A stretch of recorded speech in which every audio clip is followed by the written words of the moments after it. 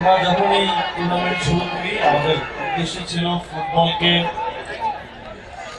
গ্রামে গঞ্জে প্রত্যেকটি জেলায় ছড়িয়ে দেওয়া এবং প্রত্যেকটি জেলায় যারা ডিস্ট্রিক্টের প্লেয়ার আছেন তাদেরকেও সুযোগ করে দেওয়া। জাতীয় পর্যায়ে আমাদের জাতীয় ফুটবলের যারা কর্মচারী আছেন বাফুফে যুব ক্রীড়া মন্ত্রণালয় তাদের সামনে নিজেদেরকে প্রমাণ করার একটা সুযোগ দেয়া।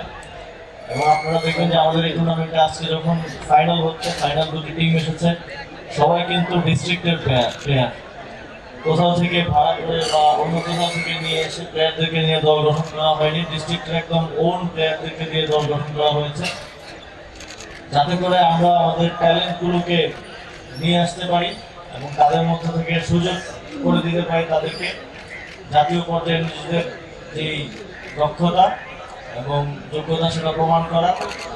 এবং আমি বিশ্বাস করি যে এখান থেকেই বাফুফে যাদের ট্যালেন্ট আছে, যাদের সম্ভাবনা আছে, তাদেরকে ভবিষ্যতেও কাজে লাগানোর জন্য উদ্যোগ গ্রহণ করবে এবং তাদের যথাযথভাবে পথ প্রদর্শন করবে।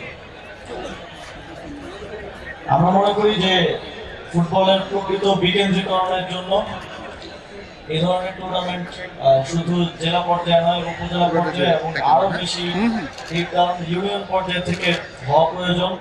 প্রতি বছর যদি এই কাঠামোতে আমরা টুর্নামেন্ট আয়োজন করতে পারি তাহলে আমরা প্রতি বছরই আমাদের বেস্ট অ্যাভেলেবল প্লেয়ারগুলোকে, ট্যালেন্টগুলোকে খুঁজে পাবো এবং তাদেরকে ভবিষ্যৎ হিসেবে গড়ে তোলার জন্য সেভাবে নার্চার করতে পারবো, সেভাবে পথ প্রদর্শনটা করতে পারবো। যখন আমার দেশের একটা গলিতে যেই বাচ্চাটা খেলছে বা একটা গ্রামের মাঠে যেই বাচ্চাটা খেলছে, যার সেই সম্ভাবনাটা আছে, সেই জেনেটিক্স, সেই ট্যালেন্ট আছে একজন জাতীয় পর্যায়ের খেলোয়াড় হওয়ার, তাকে যখন আমরা স্বপ্ন দেখাতে পারবো বাংলাদেশ জাতীয় দলে খেলার, তখনই আমরা মনে করবো যে বিকেন্দ্রীকরণের আমাদের যেই উদ্যোগ, আমাদের যেই মোটো সেটা সফল হবে। আজকের ফাইনালে দিনাজপুর এবং সিরাজগঞ্জ দুটো দলই উত্তরবঙ্গ থেকে আপনারা কোয়ালিফাই করেছেন, আপনাদেরকে অভিনন্দন।